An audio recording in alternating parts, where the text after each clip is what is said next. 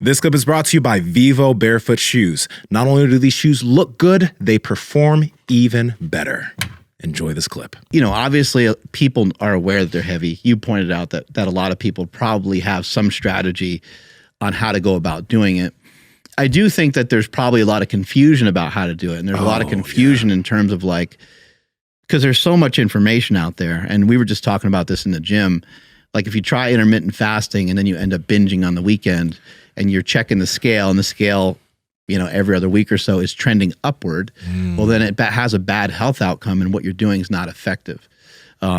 If you utilize intermittent fasting and it has the reverse effect and you wanted to lose weight and now you are losing weight, then shit, that's great. I know that fasting is even like a hot button topic at the moment, right? Yeah, dude, it's so interesting. Like even, for example, on TikTok, they put it within their guidelines. If somebody is to put forward fasting as a method, it could cause account bans because a lot of people have taken the idea of fasting and have turned it into an eating disorder thing. And I always make sure whenever I talk about fasting, because I fast almost every day. Like I have periods of time of the day that I don't eat. And then later in the day, I'll eat maybe 1 or 2 meals.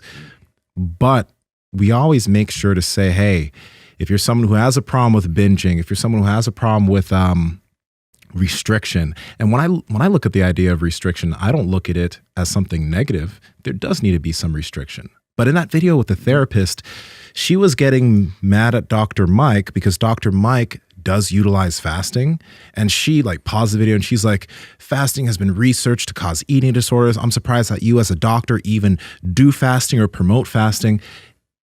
It has such a negative perception, literally a negative and unhealthy perception to the general public that they look at people that talk about fasting as having an eating disorder. And it's very interesting because we cannot deny that nowadays, 1984, for example, in Mexico, 34% of the population was overweight. When we started exporting foods over there, 20 years later, I think actually in 2012 or 2014, 75% of people in Mexico are overweight. We can't deny that there is a problem of overconsumption, or one can also phrase that as lack of restriction. Restriction isn't bad. When restriction turns into disordered eating, we have a problem. But we shouldn't have a problem with the idea of restriction.